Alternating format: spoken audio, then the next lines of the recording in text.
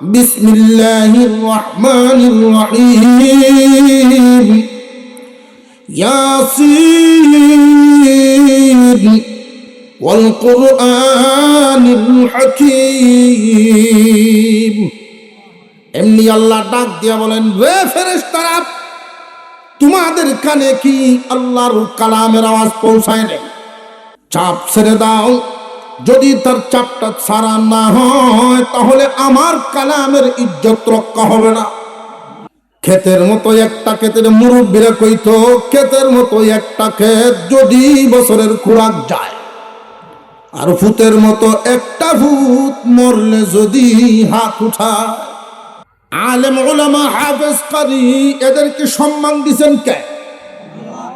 তোমার আমার ভিতরে ঈমান আছে মুসলমান। কাফেরের পিছনে শয়তানের এত মেহনত নাই, তোমার পিছনে যেই মেহনত। কারণ তোমার ভিতরে যেই দৌলত, তার টার্গেট হলো এই দৌলত খান রেখে দেওয়া, কালি হাতে বিদায় দেওয়া। কিন্তু আল্লাহ পাক আমারে আপনাকে বানাইছেন মানুষ। এই মানুষের মধ্যে বানাইছেন ইমানদার মুমিনের ঘরে জন্ম দিয়া সহজে ইমানদার হওয়ার সুযোগ করে দিছেন। এখন আমার আপনার কাজ হইল ইমান লইয়া দুনিয়ার থেকে বিদায় হওয়া, ইমান লইয়া দুনিয়ার জমিন থেকে বিদায় হওয়া। এই ব্যাপারে আল্লাহ আরেক আয়াতের মধ্যে ঘোষণা দেন, ইয়া আইয়ুহাল্লাযীনা আমানুত্তাকুল্লাহ ওয়া কুনু মা'আস সাদিকিন। হে ঈমানদারেরা, আল্লাহকে ভয় করো এবং সত্যবাদী নেককারদের সাথী হয়ে যাও। হে ঈমানদারেরা, আসমানের নিচে কত মানুষ বসবাস করে আল্লাহ ইয়া আইয়ুহান নাস বলেন না, ইয়া আইয়ুহাল্লাযীনা আমানু বলছেন। হে মানব কুল, মানব জাতি বলেন নাই, হে ঈমানওয়ালারা বলছেন। ও ঈমানের মালিকরা, তোমরা শোনো, দুইটা সবক। এক নম্বরে ইত্তাকুল্লাহ, আল্লাহকে ভয় করে চলবা দুনিয়াতে। আল্লাহকে ভয় করার অর্থ হলো আল্লাহ যা নিষেধ করেছেন একটা কাজও করবা না, যা আদেশ করেছেন কোনোটাই ছাড়বা না। আল্লাহ যা নিষেধ করেছেন এগুলো করবা না, যা আদেশ করেছেন ছাড়বা না। এই নীতিটার উপরে তোমার নিজের জিম্মাদারি রাখবা, খুব খেয়াল করে চলবা। দুই নাম্বার যেই সবক তোমাকে দেওয়া হলো, আল্লাহ ওয়ালাদের সাথী হইয়া জীবন কাটাইবা, নেককারদের সাথী হইয়া জীবন কাটাইবা। শয়তানের থাবাত থেকে যদি বাঁচতে চাও তাহলে এই সবক গ্রহণ করতে হবে। আল্লাহ পাক রব্বুল আলামিন ততক্ষণ পর্যন্ত দুনিয়ার কিয়ামত ঘটাইবেন না। একজন ইমানদারের সম্মান মর্যাদা মহান আল্লাহ পাক রব্বুল আলামিন কেমন বাড়ায়া দিছেন। যতক্ষণ পর্যন্ত একজন ইমানদার জিন্দা থাকবে, আসমান ধ্বংস হবে না, জমিন জায়গা থেকে নড়বে না, পাহাড়গুলো জায়গায় বসে থাকবে। একজন ইমানদারের দাম,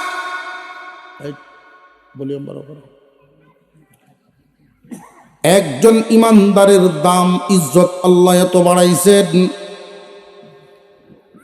তামাম দুনিয়ার মধ্যে আসমানের নিচে একজনও যদি ইমানদার থাকে তবু কিয়ামত আল্লাহ ঘটাইবেন না।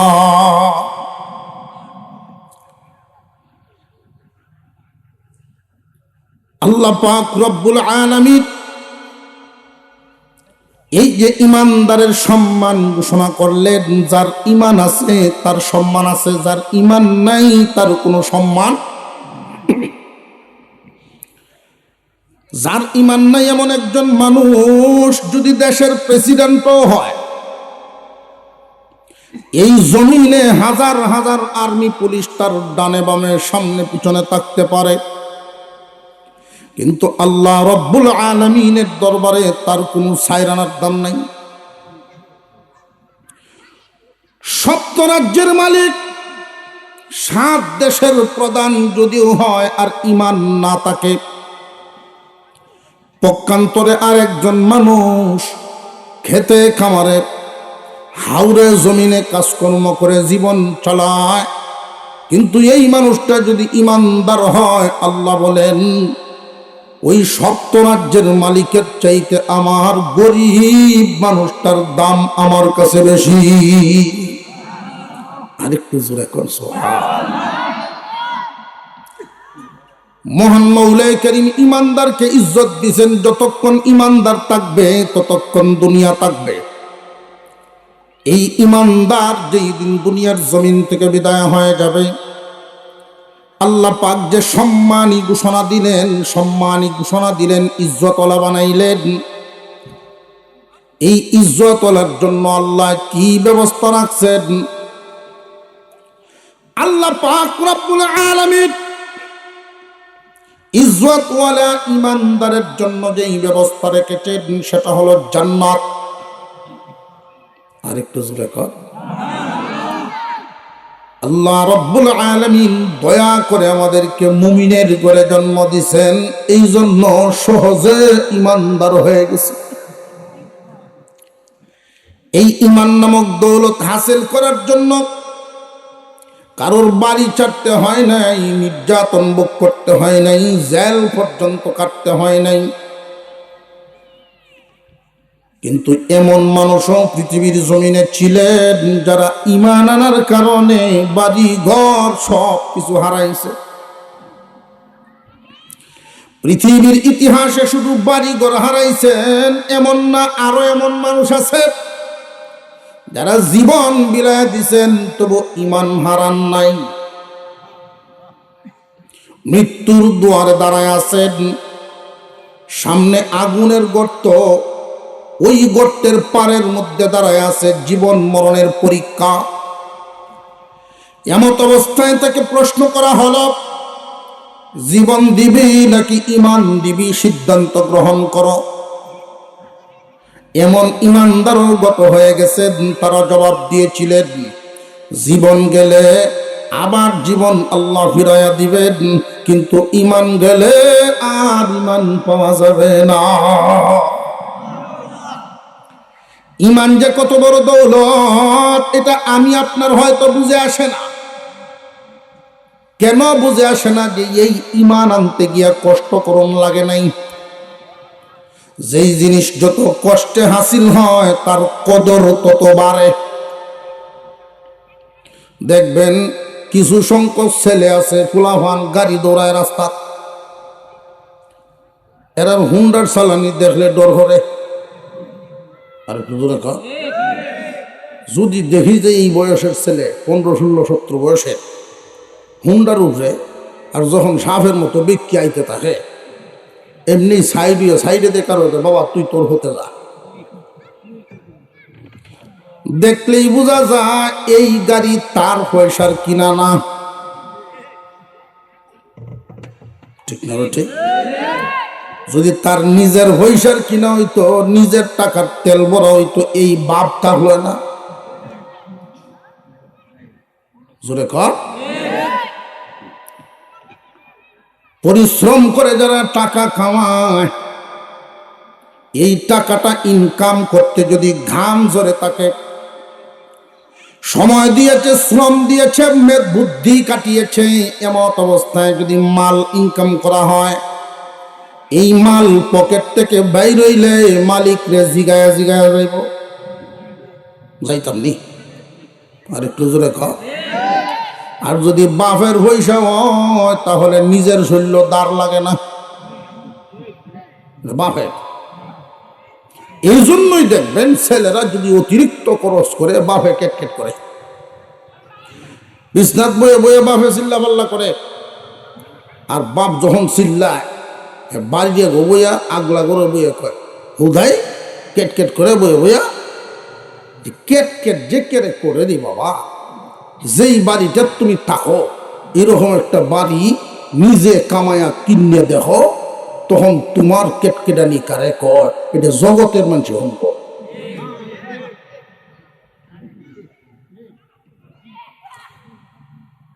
এই ঈমানের কদর আমাদের বুঝে আসে না কেন? যে ইমানের জন্য আমরা কিছু হারাই নাই, ত্যাগ দেই নাই, কোরবানি দেই নাই। তবে আমরার ভিতরের যেই ইমান, এই ইমান নিয়ে কতটুকু সামনে যেতে পারবো, এইটা হইল হিসাব মিলানোর বিষয়। আমরা ইমানের হালতটা কি বুঝাইতেছে। আমাদের ইমানের হালত যে শত্রুর সামনে মোকাবেলা হইলে, শত্রু বলতে শয়তান, আমরা যদিও আমার ইমানের দাম না বুঝি, যে আমার আপনার পিছনে ঘুরতেছে ইমান নষ্ট করার জন্য, সে ঠিকই বুঝে। আপনার ইমান নষ্ট করার জন্য যেই শয়তান পিছনে লাগা, সে ঠিকই ইমানের গুরুত্ব বুঝে। সে জানে যাররা পরিমাণ ইমান নিয়েও যদি কেউ দুনিয়া ছাড়ে, আল্লাহ পাক কোনো না কোনো সময় তাকে জান্নাত দিয়ে দেবে। তাই শয়তানে কি চাইব যে যাররা পরিমাণ ইমান লইয়া যাও, না একবারে খালি হইলে সত্য চাই, হুদা হাতে সত্য না। মুসলমান ইমানদার ভাইরা আমার, আল্লাহ পাক রব্বুল আলামিন ইমানদারদের ইজ্জত বাড়ায়া দিছেন তামাম দুনিয়ার সমস্ত মানুষের উপরে। ও দুনিয়ার মানুষ, এক জায়গায় 1000 মানুষ দাঁড়ায় আছে, একটারও ইমান নাই। আরেক জায়গায় যদি একজন ইমানদার দাঁড়ায় থাকে, যার ইমান আছে, এই 1000 মানুষের সুট কুট ট্রাই টুই লাগাইল, আর ফদবির শেষ নাই, পুলিশ আর্মির পাহারায় দাঁড়ানো। আর আরেকজন মানুষ রাস্তার কাছে দাঁড়ায় আছে, বরণের গেঞ্জিটা পর্যন্ত চিরা। কিন্তু এই 1000 ভদ্রলোক যারা মনে করি এদের একটারও ইমান নেই, আর একজন গাছের তলে রাস্তার দ্বারা দাঁড়ায় রয়েছে, তার ইমান আছে। আল্লাহ রাব্বুল আলামিন ওই একটা মানুষের সম্মান ঘোষণা করছে।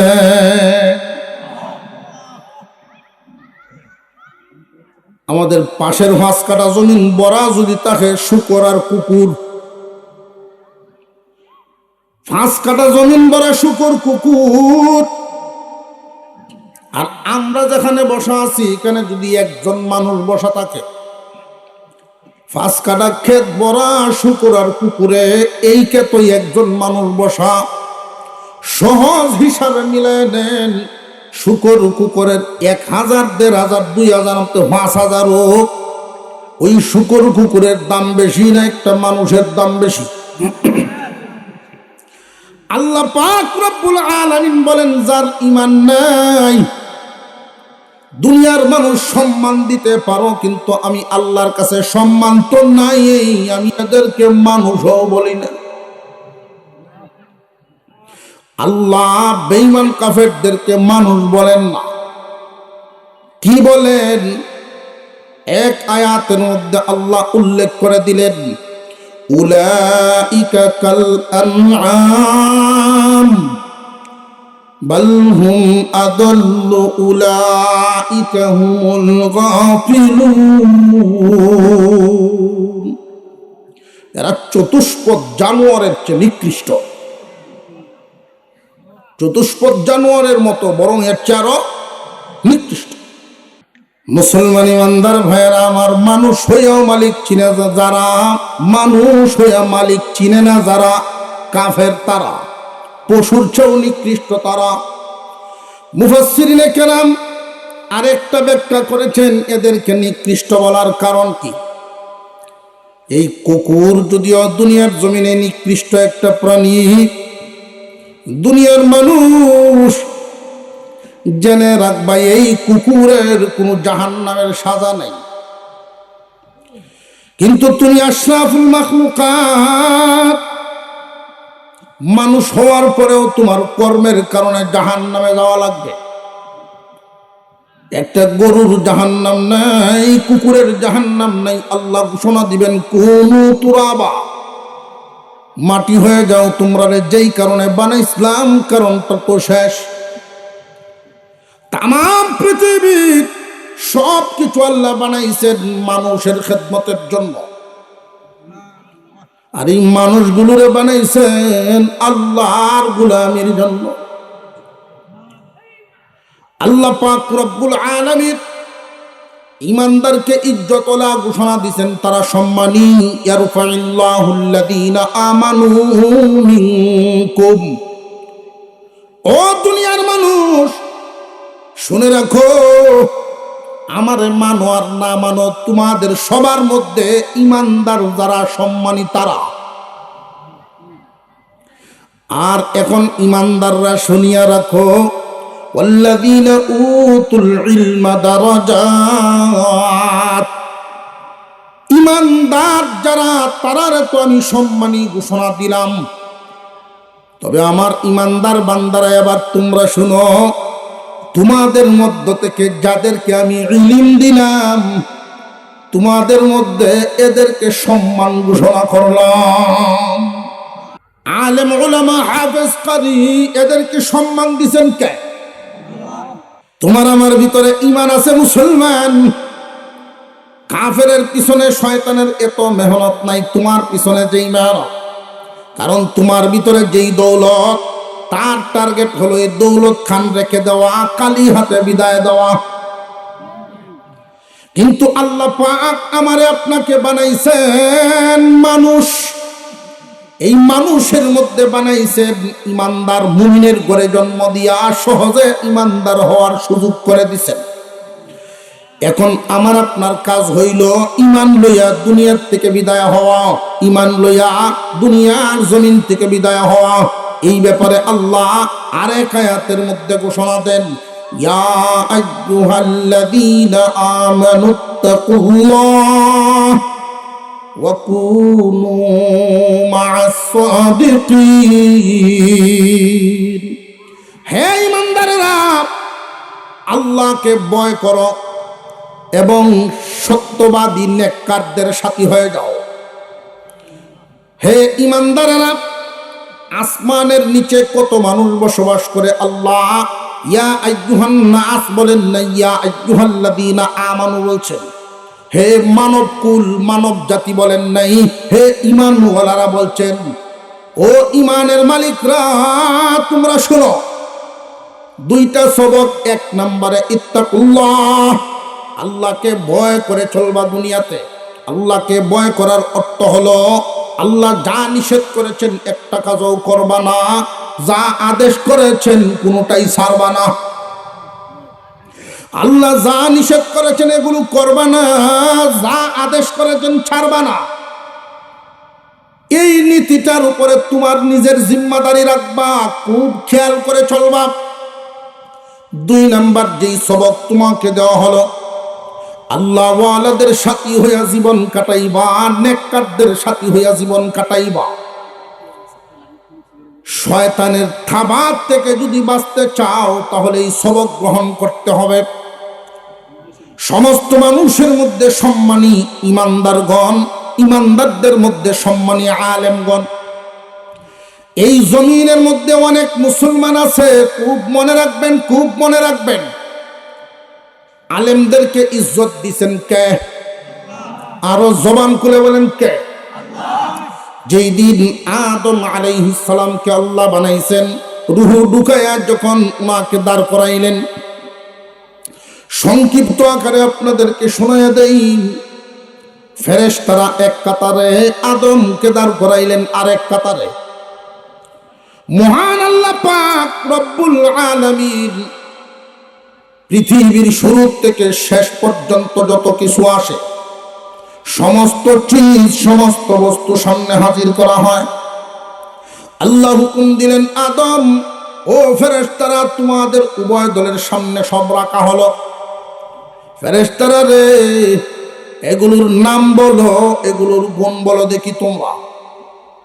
ফেরেশতারা অপারগতা পেশ করলেন, আল্লাহ যেই জ্ঞান আমাদেরকে দেন নাই, এই ক্ষমতাও তো আমরা নাই। ফেরেশতাদের আকল সীমাবদ্ধ আকল, মনে রাখবেন। আল্লাহ যেই ফেরেশতাকে আগুনের দায়িত্ব দিয়েছেন পানি সম্পর্কে উনি কিচ্ছুই জানে না। যেই ফেরেশতাকে আল্লাহ রুকুতে রাখছেন উনি জীবনভর রুকুতেই থাকবো। মহান আল্লাহ পাকের হুকুম এইভাবে পালন করে। আকল সীমাবদ্ধ, কিন্তু ইনসানের আকল সীমাবদ্ধ না। প্রশস্ত করে দিয়েছেন, শুরু থেকে শেষ পর্যন্ত আল্লাহ সব বলে দিলেন। ফেরেশতার নাম বলতে পারে না এই জিনিসপত্রের। যখন আল্লাহ হুকুম দিলেন, আদম এবার তুমি বলো দেখি। আদম আলাইহিস সালাম আমরা টাচ মোবাইল সহ, বটন মোবাইল সহ, কম্পিউটার, বুঝাইতেছে এগুলো কি আসিন আগে? কিন্তু ওইটার চিত্র আদমের সামনে আল্লাহ পেশ করেছিলেন। লাঙ্গল জোয়াল মই যা আছে, এমনকি কিয়ামত পর্যন্ত যা দুনিয়ার জমিনে আসবে সব কিছু উপস্থিত ছিল। সবগুলোর নাম উনি বলে দিলেন, কোনটার কি কাজ সিফত সব উনি বর্ণনা করে দিলেন। আল্লাহ পাক রব্বুল আলামিন বলেন, ফেরেশতারা রে, আমি যারে ইলম দিলাম তোমরা তারে সম্মান দাও। মানুষ সম্মানী হয় ইলমে আর আমলে। জানিয়ে রাখবেন, মনে রাখবেন এই কথাগুলো। এগুলো দুনিয়ার জমিনে চলার জন্য সবক। আল্লাহর পয়গম্বরের চাচা যান আব্বাস রাদিয়াল্লাহু তাআলা আনহুকে জিজ্ঞাসা করা হয়েছিল, ও আব্বাস, আপনি বড় না মুহাম্মদ বড়? আশা করা হয়েছে আপনি বড় না আপনার ভাতিজা মুহাম্মদ বড়?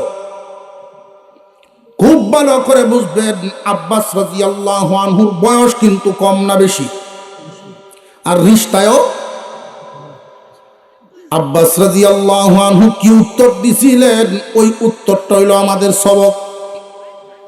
উনি উত্তর দিয়েছিলেন, রে দুনিয়াবাসী তোমরা শুনে রাখো, মুহাম্মদ আমার চাইতে অনেক অনেক বড়, আমার শুধু বয়স বেশি। আমি আব্বাসের বয়স বেশি।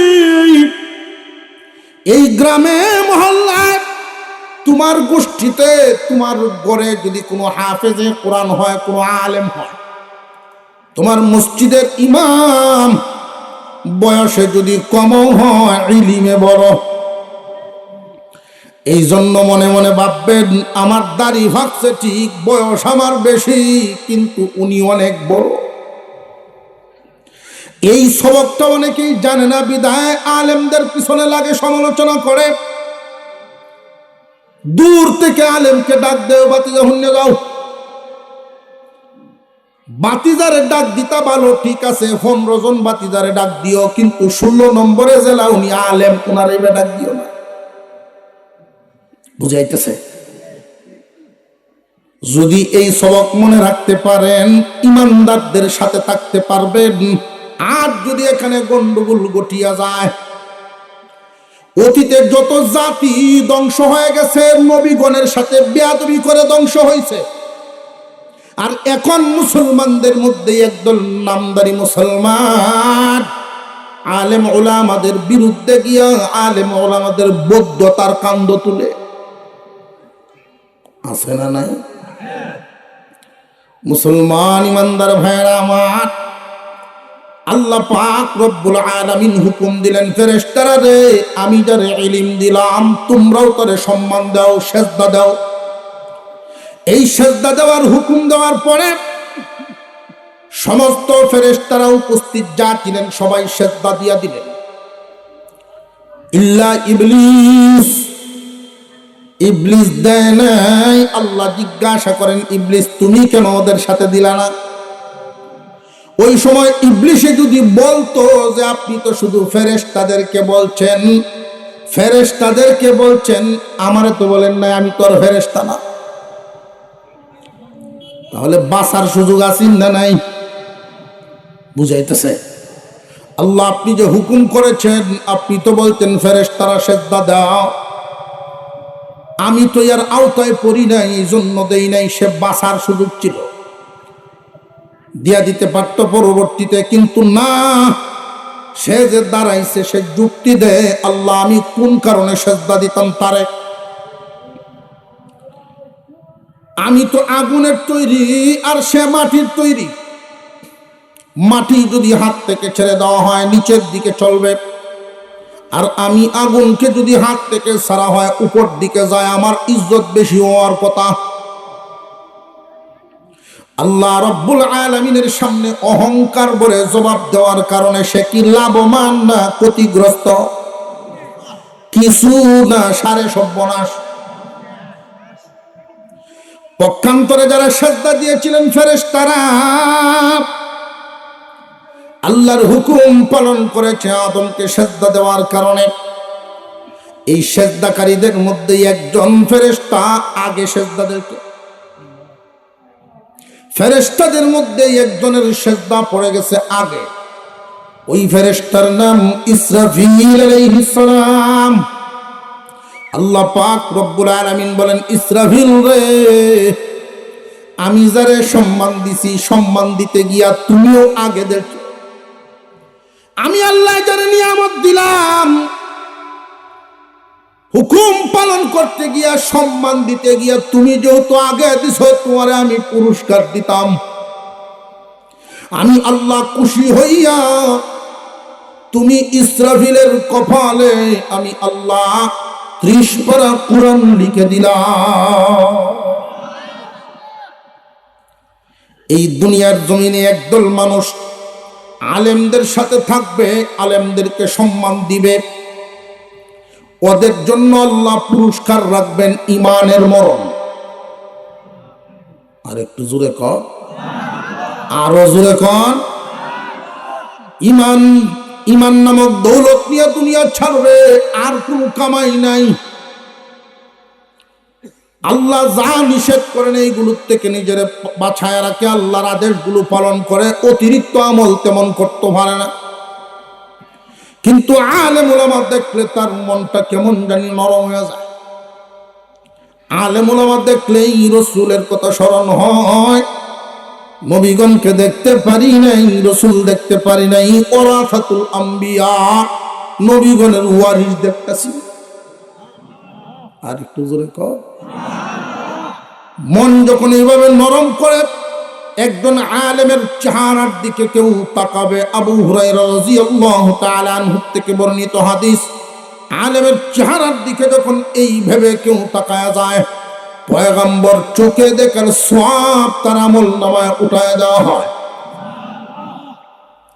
কেউ যদি এভাবে মুসাফা করে, মুসাফা করার সওয়াব, সালাম দিলে পয়গম্বরকে সালাম দেওয়ার সওয়াব, সময় যদি মিলে হুজুর আসেন, যদি সময় থাকে আমরা একটু বই। কিয়ামতের দিন আমার চেহারা দেখে যদি আপনার পরিচিত হয়ে যায় আর চিনে ফেলেন, এই উসিলায় তো আমি নাজাত পাব। আল্লাহ রাব্বুল আলামিন 3 দল মানুষের সুপারিশ কিয়ামতের দিন গ্রহণ করবেন।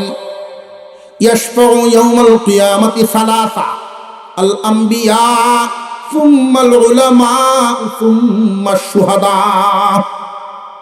1 নম্বরে নবীগণ, 2 নম্বরে আলেমগণ, 3 নম্বরে শহীদগণ।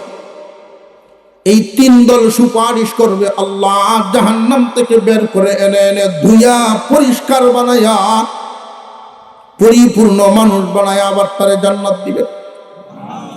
আলেমে ডাক দিবে, আল্লাহ আমার চাচারে লইয়া যায় তোমার ফেরেশতারা, তারে মাফ করে দাও। আমার বড় ভাই অমুক আমার পরিচিত। আলেমের সামনে গিয়ে বলবে অনেক মানুষ, ইমানদাররা, হুজুর আপনি কি আমার চিনছেননি? আমি ওই রায়জুরা কালীজুরা এলাকার মানুষ, ওইখানে আপনার সাথে সাক্ষাৎ হয়েছিল, আপনি না মাদ্রাসা করতেন, ওইখানে দেখছেন না আমারে। আমি গরিব মানুষ, মাল দিতে পারি নাই, মাল দিয়ে আপনার পাশে থাকতে পারি নাই, কিন্তু আপনি যখন কোনো কাজের জন্য শুরু করতেন কোনো একটা মেহনত, আমি গরিব মানুষ দৌড়ায় আইসা আপনার কুদালটা আমি হাতে লইতাম, হুজুর আপনার মাটি কাটন লাগতো না, আমি কাটতে দিই। আপনার বেড়া দেওয়ান লাগতো না, আমি দিয়ে দেই। আমার মাল নাই কিন্তু শ্রম দিয়ে আপনার সাথে থাকতাম, হুজুর চিনছেননি? যদি ইখলাসের সাথে কেউ এই কাজগুলোর সাথে জড়িত থাকে, লোক দেখানো না, পরকালে ভাবার আশা, ইখলাসের সাথে যদি করেন তাহলে কিয়ামতের দিন আলেম ওলামাদের সাথে সাথে মনে হয়ে যাবে। এমনি সুপারিশ করবে, আল্লাহ এই মানুষগুলো দুনিয়ার জমিনে তোমার দ্বীনের খেদমত করতে গিয়া এই মানুষগুলো আমার সাথে ছিল। আল্লাহর পয়গম্বর দ্বীনের কাজ করেছেন, একদল সাহাবী ছিলেন না, ছিলেন না। আল্লাহর রাসূল যখন দ্বীনের কাজ করতেন, একদল সাহাবী আল্লাহ রাখছেন ডান বামে। সাহাবায়ে কেরাম রাসূলের কাজে সহযোগিতার হাত বাড়াইছেন না, বাড়াইছেন না? জামানার আলেমগণ আল্লাহর কাছে দরখাস্ত করবে, আল্লাহ রাসূলের সাথে যেইভাবে সাহাবীরা জান মাল সব দিয়া সহযোগিতা করত, দ্বীনের জন্য মেহনত করত, এই ওয়ারাসাতুল আম্বিয়া উলামায়ে কেরাম দ্বীনের জিম্মাদারি পালন করতে গিয়া একদল মানুষকে সাহাবীদের মতো কুরবানিওয়ালা পাইছে। কেউ মাল দিয়া রইছেন, কেউ শ্রম দিয়া, উত্তম পরামর্শ, মনের ভালোবাসা দিয়া রইছে। আল্লাহ রব্বুল আলামিন কিয়ামতের দিন এই কাজগুলোর উসিলা নাজাত দিয়া দিবেন। অথবা আওলাদ আছে, মাল নাই, এই মানুষের মনও কষ্ট। তবে যারা আওলাদ আছে, মাল নাই, গরিবের জন্য কষ্ট পান, একটা সুসংবাদ শোনায়া দেই। দুনিয়ার জমিনে যেইভাবে মানুষ আক্ষেপ করে ধনীকে হইলাম না, কিয়ামতের দিন ধনীরা যখন ধনের হিসাব দিতে হইব আল্লাহর কাছে, সম্পদের হিসাব, তখন তারা আফসোস করব, দুনিয়ায় কেন গরিব রইলাম না। মুসলমান ভাইরা, সন্তানাদি আল্লাহ যাদেরকে দান করছেন, এই সন্তানগুলোরে যদি সঠিক ব্যবহার করতে না পারেন তাহলে সাংঘাতিক ঠকায়া দিলেন। আমরার ভবিষ্যৎ এক প্রকার না, আমরা যারা ঈমানদার, আমাদের ভবিষ্যৎ দুই প্রকার, একটা ইহকাল, পরকাল। আমার সন্তানকে যদি শুধু একমুখী শিক্ষা দেই, primary, high school, college, varsity, বাংলাদেশের সর্বোচ্চ ডিগ্রি দিলাম, মাদ্রাসার বারিন্দা তো নিলাম না, 2-4 বছরের শিক্ষা হেন দিলাম না, মুসলমান হিসেবে আমি তারে একটা সাইটে মাইপ দিয়ে দিলাম, নিজের হুত্রে, নিজের জিরে। কেমন মাইপ? এই যে প্রাইমারি, হাই স্কুল, কলেজ, ভার্সিটির শিক্ষা, এই পুরা 4 প্রতিষ্ঠানের শিক্ষা হইল ইহকাল কামানো শিখাইব। ইহকালে থাকবো যতদিন, এই শিক্ষাটা কাজে লাগবো। আর জোরে কর, হিসাবটা সহজে দিতেছে। আর যদি 2-3টা বছর ছোটবেলায় নুরানি লেভেল না, ছেলে হোক আর মেয়ে হোক, ছেলে হোক আর মেয়ে হোক, আমরা মনে করি যে না শুধু সেরাইনের মাথার টুহি থাকতো আর বেটের মাথার কাপড় থাকতো না। অথচ তুলনামূলক ভাবে মেয়েদেরকে আল্লাহ সম্মান মর্যাদা বেশি দিছে। সঠিক ব্যবহার না করার কারণে সমাজের চিত্র পরিবর্তন।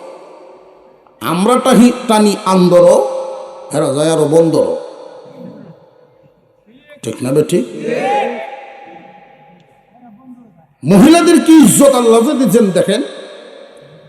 নামাজ পড়ার বেলায় যেই জায়গায় কেরাত পুরুষরা জুড়ে পড়বো, বেটেনে জুড়ে মাপ আসতে পড়বো, জুড়ে ভালো লাগে না।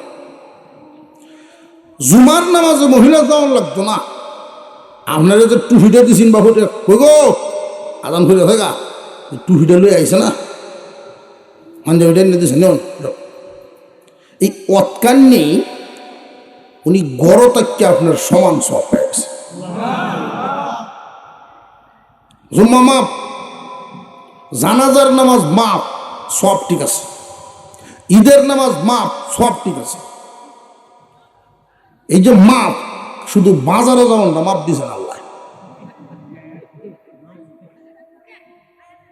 এটার কোন জায়গায় দুর্বলতাটা বলবো? দ্বীনি শিক্ষার অভাব।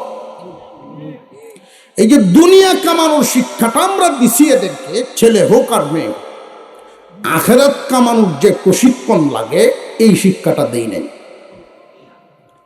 কেন দেই নাই? যে আমার যেহেতু পয়সাপাতি আছে, আমি কেজি পড়াইয়াম। কেজি বুঝছেন, কিন্ডার গার্ডেনে পড়াইয়াম, পরে সে যখন বড় হইব তার ইসলাম সে শিক্ষা লইব। হ্যাঁ, কিভাবে নামাজ পড়ান লাগবে তারটা সে শিক্ষা লইব না। আপনারা এনো যারা আসো, ময় মুরব্বী যারা, মা বাপে মক্তব্য ফরাইছেন, আমাদের সাথে ফরাইছেন না, আপনারা কয়জন এরকম আসুন যে আমি বড় হইয়া নিজের নামাজ নিজে ঠিক করিয়া শিখছি, কোরআন শরীফ সহি শুদ্ধ করছি? আসুন কেউ, তাহলে একটু হাত তুলে দেখাইবেন। সম্ভব হয় না। এটা কেন হয় না? প্রবাদে একটা কথা আছে, কাঁচা থাকতে নানুয়ালে বাঁশ, পাকলে করে টাস টাস। এই আরবি হরফের উচ্চারণ বড় হইলে আর জাগা যায় না। তবলিগ জামাতে এক মুরব্বীর এক জামাত 3-4 সপ্তাহ তালিম দেওয়ার পরেও কয় হাম্মা লাতাল ফাতাল, হাতবার গোদার না। এটা যদি প্রশিক্ষণ ছোটবেলায় থাকতো তাহলে এই ঠগা ঠগ লয় না। একমুখী শিক্ষা মাদ্রাসা দিছে না, ছেলে হোক মেয়ে হোক এক লাইন ঘোরাইছে, যে কারণে যেহেতু নামাজ শিখছে না, জানে না, নামাজের জন্য ঘরে না। আর যে জানে, জানায় টানে, জানায় টানে, একবার না হলে আরেকবার হলে হলো, একবার না হলে আর যখন পড়ব সহিশুদ্ধ। আপনার সন্তানকে যদি দুনিয়া কামানোর জন্য 4টে প্রতিষ্ঠান, primary, high school, college, varsity, 4 প্রতিষ্ঠানে, প্রাইমারিতে 5 বছর, হাই স্কুলে 5 বছর, কয়ে গেল, কলেজে 2 বছর, ইন্টারমিডিয়েট 12, অনার্স আরো 5 বছর, অনার্স মাস্টার্স 12 আর 5 17 বছর আপনি সেই দিকে দিলেন দুনিয়া কামানোর কাজে। আর 2টা বছর কি নুরানি দিতে পারলেন? এই 2টা বছর নুরানিতে দিতে পারলে যে লাভটা, একটা হরফ উচ্চারণ করলে 10টা নেকি হয়। আর জোরে কর। যেই বাচ্চারে ছেলের হোক মেয়ে হোক যে দিলেন মক্ত, এর তো আমল নামার খাতাই খুলছে না, এর ভাব গুণ আছে। এমন কি মাসালার মধ্যে বলা আছে, ছোট বাচ্চা হাফ প্যান্ট ভিন্দে, 5 বছর 6 বছর বয়স, এই বাচ্চার আত কায়দা, অজু তাহুক আর না তাহুক এই দিকে তাকাবেন না, তার জন্য জায়েজ। বুঝাইতেছে? তার আমল নামার খাতা খোলা হয়েছে না, তো সে যে বলল বিসমিল্লাহির রহমানির রহিম, আরবি হরফ আছে না নাই? কোরআনের অক্ষর। অনেক ছেলে মেয়ে আছে দেখবেন বালেগ হওয়ার আগে হাফেজ হয়ে গেছে। এই যে হয়ে গেল, তার তো খাতাই খুলছে না। আর হাফেজ হইতে বা একটা সূরা মুখস্থ করতে হরফগুলো কতবার ভরা লাগে? এক একটা হরফ যদি একবার পড়লেই 10 নেকি পাওয়া যায়, তাহলে হাফেজ হইতে বা 30 পারা কোরআন 2 বছর 3 বছর যে বাচ্চারে পড়াইলেন, কি পরিমাণ হরফ উচ্চারণ করেছে কম্পিউটারে ধরত না। তার তো আমল নামার খাতা নাই, এই নেকি যাইব কই? আপনি মা বাবার আমল নামাই এই নেকি আল্লাহ দিয়া দিবে। পক্ষান্তরে 17 বছর যেহে নদী নাই, আপনার কিন্তু সায়রানার লাভ নেই। আপনার কি লাভ হইব? তো এইখানে দেওয়াতে প্রথম লাভটাই তার হওয়ার আর নেকি ভাইয়াল নাই। দ্বিতীয়ত, ছেলে হোক আর মেয়ে হোক, সে যদি শুধু মক্তবটা পড়ছে, আলেম বানাইতেছেন না, ডাক্তার বানাইছেন, অসুবিধা নেই, মক্তবটা পড়ছে সহি শুদ্ধভাবে 3টা বছর নুরানি পড়ানোর কারণে আপনার যেদিন সখরাত শুরু হবে, মুমূর্ষ ব্যক্তির সামনে 3 ছেলে, ডাক্তারও আছে, ইঞ্জিনিয়ারও আছে। ডাক্তার সবাই, আব্বা খবর হয় আমি আইছি, আমি আপনার ডাক্তার চিনচ মারে চিনচ, বাপে সত্যি করছে, এগুলো সখরাত শুরু করছে। আল্লাহর পয়গম্বর বলেন,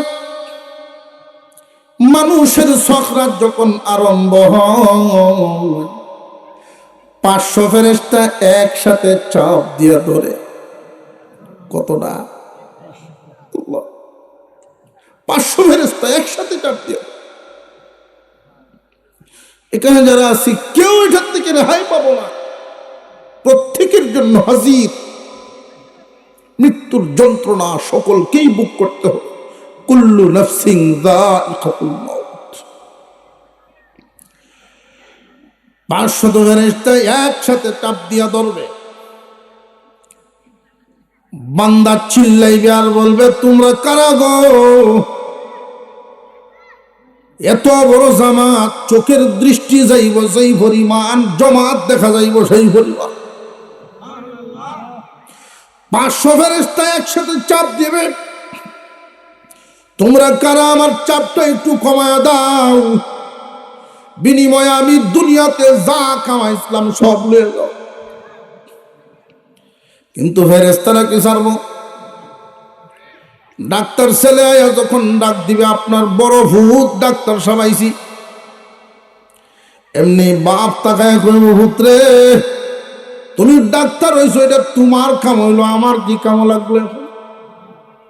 যদি পারো একটু হালকা করে দাও, কোন ইঞ্জেকশনে মৃত্যুর যন্ত্রণা হালকা হবে।